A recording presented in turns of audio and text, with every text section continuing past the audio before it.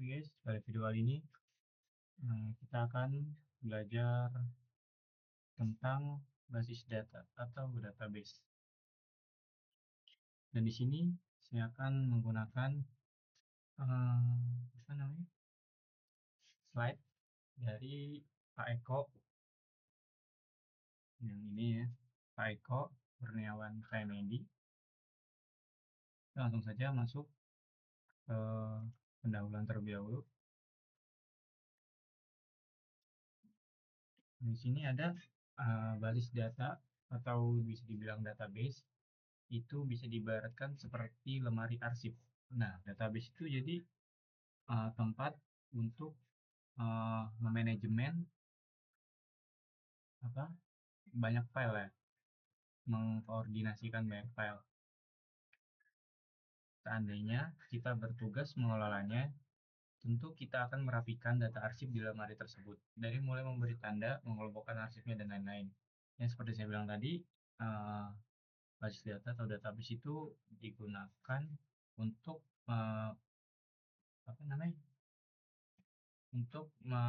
merapihkan atau mengkoordinasi file-file sebuah file. Nah, tujuannya itu untuk agar ketika kita ingin mencari arsip atau sebuah file, kita bisa dengan mudah mencarinya karena sudah kita rapihkan berdasarkan kelompok atau kategorinya. Karena sudah mengatur tata letak arsip di lemari tersebut. Kurang lebih seperti itu. Ini contohnya seperti ini ya. Nah, seperti ini. Lemari ini tuh adalah sebuah database, dan di dalam database ini tuh terdapat 4 laci ya. Dan untuk laci pertama itu untuk file pegawai, dan laci kedua itu file untuk pelanggan, laci ketiga file untuk penjualan, dan file keempat yang terakhir itu untuk pembelian. Nah, jadi di sini tuh kan sudah jadi enak ya. Kalau menggunakan basis data tuh dia sudah tertata rapi. Misalkan pegawai itu udah dikelompok, semua file-file pegawai itu udah dikelompokkan di laci pertama. Terus seluruh file-file pelanggan itu ada di laci kedua. File-file penjualan itu ada di laci ketiga. Dan file-file pembelian itu ada di laci keempat. Jadi enak kita ketika ada perlu, misalkan ada sesuatu, itu kita tinggal mencarinya sesuai kategori yang sudah kita rapikan. Nah, lanjut. Apa itu basis data? Oke. Basis data itu terdiri dari 2 kata. Sudah jelas ya, sini namanya basis data. Itu ada 2 kata, yaitu basis dan data. Nah, basis itu dapat diartikan itu adalah tempat gudang atau tempat menyimpan. Seperti contoh tadi itu, kalau di sini contohnya itu lemari ya, untuk menyimpan sebuah file. Oke. Dan data itu kan pasti kebanyakan ya, orang tuh ngomong data, apa itu data? Data yang data. Nah, sebenarnya itu data itu adalah representasi fakta dari dunia nyata yang memiliki suatu objek seperti manusia. Jadi itu manusia itu punya faktanya ya. Jadi manusia itu tuh seorang karyawan, seorang pelajar. Nah, itu tuh bisa diartikan sebuah data ya. Jadi kan fakta itu kan manusia itu tuh kan karyawan. Datanya terus bisa untuk merepresentasikannya itu jadi data. Itu juga ada barang, hewan, peristiwa, dan lain-lainnya. Data biasanya disimpan dalam bentuk angka, huruf, simbol, teks, gambar, dan lain-lain. Ini tergantung konteksnya. Jadi misalkan sebuah film itu kan disimpan dalam bentuk video, terus untuk gambar-gambar, teks, dan lain-lain sebagainya. Basis data biasanya disimpan di dalam media penyimpanan sebagai berbasis disk ya. Disk. Contohnya itu ada hard disk, flash disk, juga mungkin SSD. Hal ini agar data disimpan secara permanen.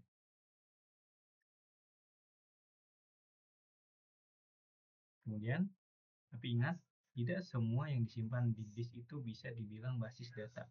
Karena tujuan utama dalam basis data adalah pengaturan, pemilihan, pengelompokan, pengorganisasian data yang baik. Jadi, uh, sesuatu yang disimpan di dalam basis data itu bisa dibilang basis data. Sesuatu yang disimpan di dalam disk itu bisa dibilang basis data itu ketika data-data tersebut atau file tersebut itu terstruktur atau terorganisir, kayak terkelompokkan gitu. Misalkan nggak acak-acakan. Misalkan di sini ya, misalkan file pegawai itu ada di loker pegawai, tidak ada di laci si pelanggan. Terus si pelanggan, file pelanggan itu tidak ada di uh, file penjualan. Nah, ketika file pelanggan ada di file penjualan, terus file pembelian ada di file pegawai ada di file di laci pembelian. Nah, itu tidak bisa dibilang basis data ya, karena itu tidak terstruktur, tidak terorganisasi datanya dengan baik. Oke, ini untuk diagram, contoh diagramnya ya. Sama seperti yang ini, tidak jauh ya, seperti ini contohnya. Nah, kita lanjut. Sekarang masuk ke operasi basis data. Di dalam sebuah disk atau penyimpanan, basis data bisa dibuat atau juga dihapus atau juga diubah. Biasanya kita akan buat basis data dalam file berbeda tergantung jenis datanya. Misalkan file pegawai, file pelanggan, file penjualan, dan lain-lain. Ya, jadi sebenarnya sini tuh kita akan membuat basis data dalam file berbeda tergantung pada jenisnya. Kayak bisa ya, kita harus mengkelompokkan data-data itu sesuai jenisnya ya. Tidak mungkin sebuah file gambar, video itu kita satukan. Misalkan kayak dokumentasi nih, foto dokumentasi dimasukkan di file pengeluaran, itu kan nggak bisa ya, tidak masuk gitu. Kemudian dalam basis data, operasi basis data dikenal dengan operasi CRUD. CRUD. Nah, CRUD ini tuh adalah singkatan ya. Kepanjangannya itu yaitu create, read, update, and delete.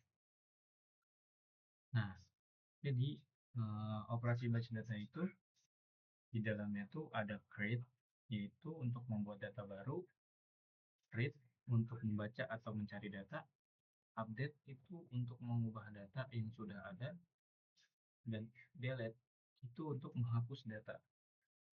Jadi di dalam basis data itu kita bisa melakukan keempat ini ya. Kita bisa nge-create, yaitu membuat data baru, meread, membaca atau mencari data, mengupdate itu mengubah, dan mendelete itu kita juga bisa menghapus data di dalam database atau basis data. Lanjut. Nah, tujuan basis data yaitu speed, kecepatan dalam mengambil dan mencari data. Itu karena ketika kita menyimpan sebuah file atau data di dalam basis data itu, uh, kita dapat mencari atau mengambil itu lebih cepat ya, karena di dalam basis data itu seluruh data atau file atau apapun itu kenapa kita bisa lebih cepat itu karena di dalam basis data itu sudah terstruktur, sudah terorganisir tata letaknya, jadi tidak sembarangan ditaruh di tempat yang manapun. Misalkan ketika kita membutuhkan atau mencari data pelanggan, itu kita tinggal buka laci pelanggan gitu, karena dia tidak terpencar ke mana-mana gitu, sudah terstruktur. Yang kedua itu efisien dalam ruang penyimpanan ya, karena ketika sesuatu itu struktur terorganisir itu pasti memiliki efisiensi, jadi tidak memakan banyak tempat. Terus yang ketiga itu ada akurasi, itu data yang akurat. Jadi ketika kita membuka laci, misalkan ya contoh kita membuka laci pegawai ya. Nah di situ udah akurat ya datanya, pas di dalam laci ini tuh udah pasti isinya itu file-file pegawai, bukan file-file pelanggan, penjual, pembeli, karena sudah dirapikan, sudah terstruktur. Yang keempat yaitu ada availability, yaitu ketersediaan data. Terus yang kelima itu ada completeness, yaitu kelengkapan data. Jadi eh, data itu lengkap, tidak terpencar kemana-mana. Yang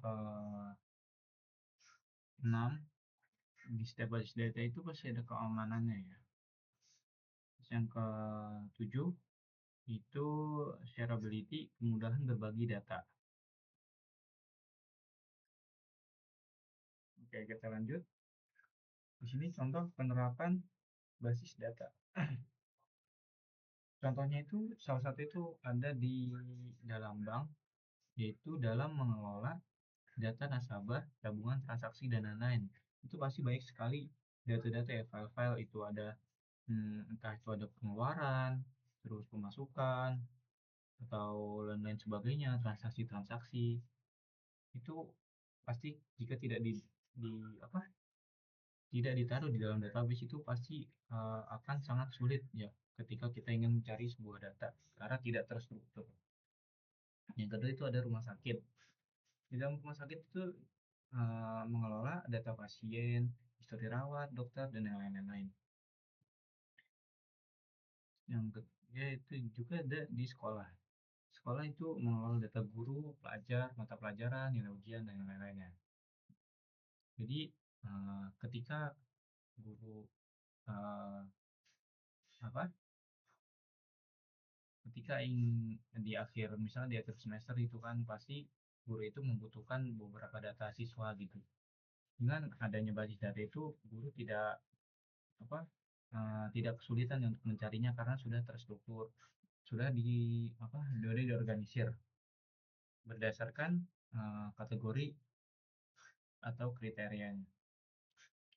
Yang keempat yaitu ada toko online, yaitu dalam mengelola data pelanggan, penjual, barang, pembelian, pengiriman, dan yang lain-lain. Ya pasti kan kalau misalkan toko yang gede itu pasti banyak yang beli itu. Jadi ketika menggunakan basis data itu kita tidak pusing lagi ya karena sudah terstruktur. Misal, oke.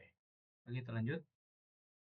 Sekarang kita masuk ke sistem basis data. Ya, sistem basis data.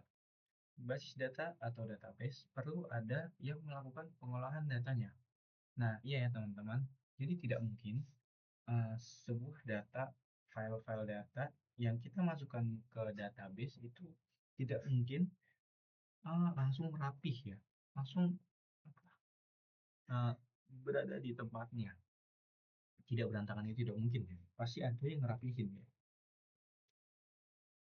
Nah, pengelola basis data yang mengelolanya itu adalah sebuah program atau aplikasi, software atau perangkat lunak. Nah, ini ada berbagai macam software ya, nanti kita bahas. Yang ketiga, gabungan aplikasi pengelola dan basis datanya kita sebut dengan nama sistem basis data atau database management system.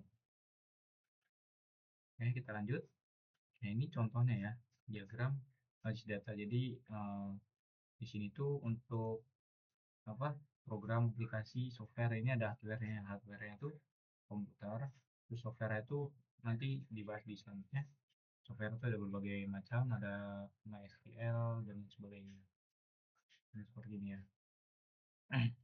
Oke, lanjut. Dan komponen sistem basis data.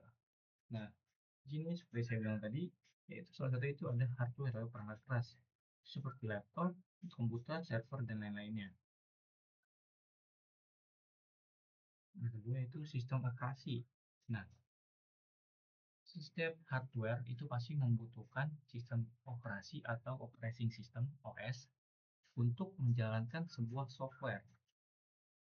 Oke, software itu adalah aplikasi untuk apa? Apa namanya? Untuk mengelola basis data itu ya. Nah, salah contohnya sistem operasi apa tahu operating system itu seperti Windows, macOS, Linux ada banyak ya, dan lain sebagainya. Kemudian aplikasi basis datanya, yaitu software-softwarenya itu seperti MySQL, PostgreSQL, SQL Server, dan lain-lain. Biasanya itu dipakai itu uh, di empat ini ya, SQL Server, MySQL, seperti itu. Nah, uh, jadi kan udah ada ya hardware, ada datanya, terus ada OS-nya. Di dalam hardware itu pasti ada OS-nya untuk menjalankan si software atau aplikasi. Nah, kemudian selanjutnya itu ada user atau pengguna. Nah, user ini tuh yang menjalankan si aplikasi database seperti MySQL. Jadi yang memanage yang itu si user ya, yang apa, apa yang menggunakan aplikasinya. Namanya itu user. Itu seperti programmer, database admin, end user, dan lain-lain. Dan juga ada aplikasi lain yang menggunakan basis data, yaitu seperti web, desktop, dan lain-lain. Oke, mungkin sampai di sini dulu. Nanti kita lanjut di video selanjutnya.